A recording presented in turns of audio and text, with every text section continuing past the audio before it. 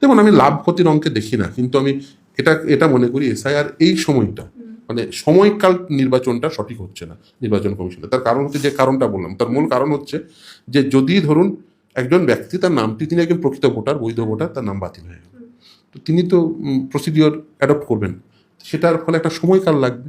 সেই সময়কালে, যে সময়কালটি পেরিয়ে গেলে, একটা নির্দিষ্ট সময়কাল লাগার ফলে কি ভোটটা পেরিয়ে যাবে, তাহলে ভোট তিনি দিতে পারছেন না, তার একজন নাগরিক তার নাগরিক অধিকারের এক্সারসাইজ করতে পারবেন না, এটা কাঙ্ক্ষিত নয়। এবং সেই জন্য এই সময়কালটি নির্বাচন না করে নির্বাচন কমিশনের উচিত ছিল নির্বাচনের অনেকটা আগে।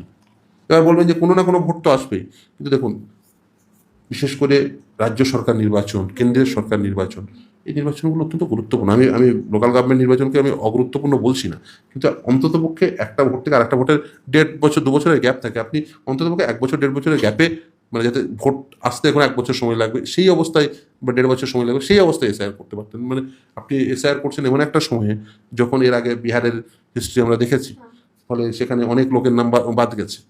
ফলে সেক্ষেত্রে মানে নাম, আর নির্বাচন কমিশন তো নাম বাদ দেওয়ার জন্য এসআইআর করছেন, এটা হওয়া উচিত নয়। অ্যাপ্রোচটা হওয়া উচিত যে বৈধ ভোটার কারা সেটাকে দেখার জন্য আমরা এসআইআর করছি, মানে এই মৃত ভোটারগুলোকে আইডেন্টিফাই করে বাদ দেবো, যেগুলোর ভোট ওই তৃণমূল কংগ্রেস ভোটের দিন গিয়ে মেরে আসে।